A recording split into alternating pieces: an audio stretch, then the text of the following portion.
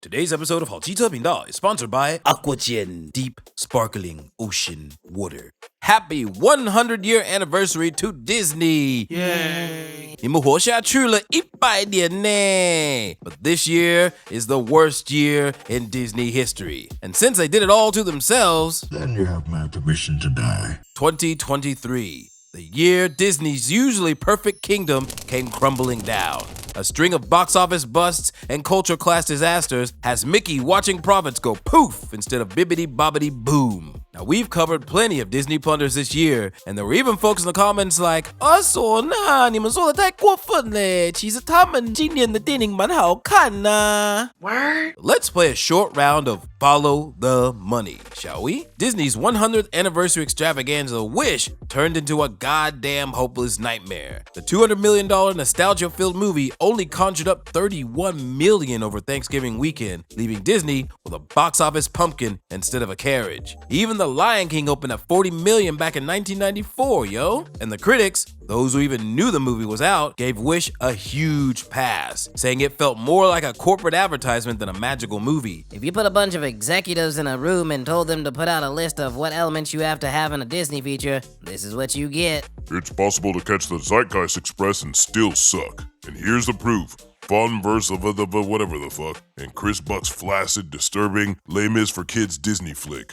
Wish. Disney celebrates its centenary with a grimly cynical marketing exercise wrapped in the sparkly cloak of an escapist animated fairy tale. Just like the Marvels, Wish is an emotionally inert and personality-free movie that appears to have been assembled from the outside in. Even the trailer, whose dislikes were nearly double the likes, had people calling the villain of the movie the hero, with comments like, I actually don't think the king is wrong in not granting every wish. Curious to see where Disney takes this. Giving the villain a crazy look every now and then won't make people hate him. And according to analysts, this resulted in most people who saw the trailer skipping the movie entirely and opting to wait till it showed up on Disney+. After a summer of downright stinkers, Disney's final film of the year has people wishing they never saw it. This comes less than 2 weeks after the shit show that was The Marvels. You know, that film that recorded the lowest domestic and worldwide openings ever for an MCU film? Its disastrous 78% week 2 plunge was the worst superhero landing in history. With predictions, it'll come up $210 to $240 million short of its $270 million budget. We're talking the Hulk-smashing Loki level of box office fail, yo. And Iman Vellani, the girl who plays Ms. Marvel and got her own show that was literally the lowest viewed Marvel series on Disney+, put the blame on CEO Bob Iger, saying, I don't want to focus on something that's not even in my control, because what's the point? That's for Bob Iger. Oh, dude, you gonna take that? Now, you would think Bob might be upset about that one and want to fire back. But just a few days ago, at a town hall, my man had this to say. I knew that there were a myriad of challenges that I would face coming back. I must say, there were many more of them than I anticipated. Translation? It's a trap! Abort! We never left it! This year has seen almost all of Disney's films turned into a money pit, with them losing an estimated $900 million.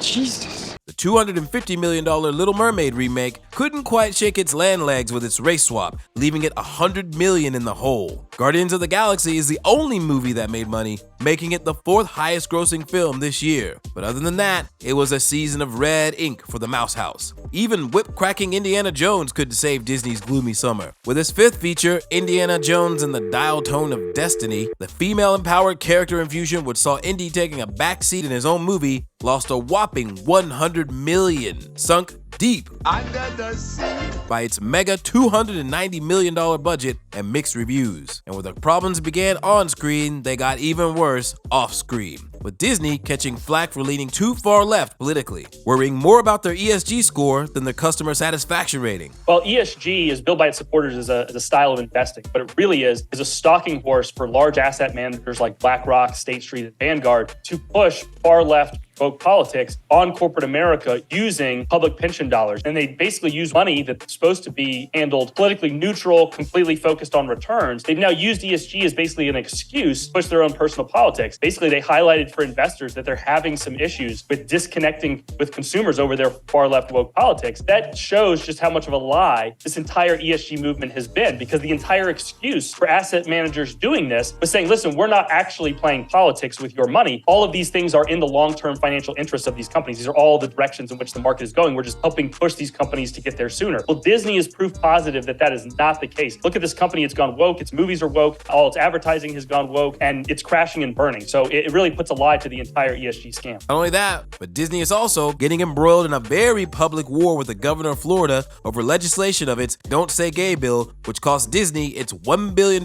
campus expansion and only fueled the cultural divide fires. And then there's a recent filing with the Security and Exchanges Commission, where they literally said, "We face risks relating to misalignment with public and consumer taste and preferences for entertainment, travel, and consumer products, which impact demand for our entertainment offerings and products and the profitability of any of our businesses." Translation: We fucked up. follow that up with seeing Disney stock at a 40% drop in less than 3 years, which might be why Bob Iger pledged to quiet the noise. Maybe he'll just play Let It Go on repeat and it'll all be fine. Let it go, can't hold it back anymore. Then there's Snow White, the film that made Disney Disney.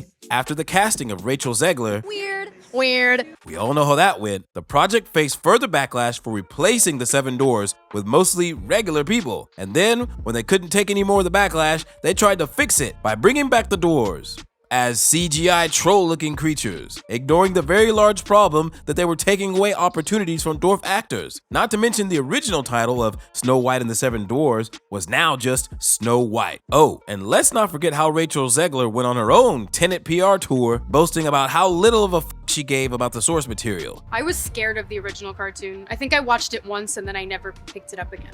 Like, I'm being so serious. The cartoon was made 85 years ago. It's extremely dated when it comes to the ideas of women being in roles of power. There's a big focus on her love story with a guy who literally stalks her.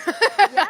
Weird. We have a different approach to what I'm sure a lot of people will assume is a love story just because, like, we cast a guy in the movie. Right. Andrew Burnap, great dude. All of Andrew's scenes could get cut. Who knows? It's Hollywood, baby. I say, if I'm gonna stand there 18 hours in a dress of an iconic Disney princess, I deserve to be paid for every hour that it is streamed online. But hey, at least they didn't release the film this year, eh? And now it's been pushed to 2025 because they need more time to do some, reshoots. Yeah, right. But fear not, because 2024 will still see a version of Snow White, with the indie media company Daily Wire releasing their version on the exact same day that was reserved for Disney's. Add in an honorable mention for Kang the Conqueror, who may be very likely trying to conquer jail pretty soon, and the fact that Marvel is considering rebooting the entire MCU and only has one Marvel film slated for release next year, maybe, and you have the anniversary gift that keeps on giving. But hey, at least their ESG score is pretty decent though.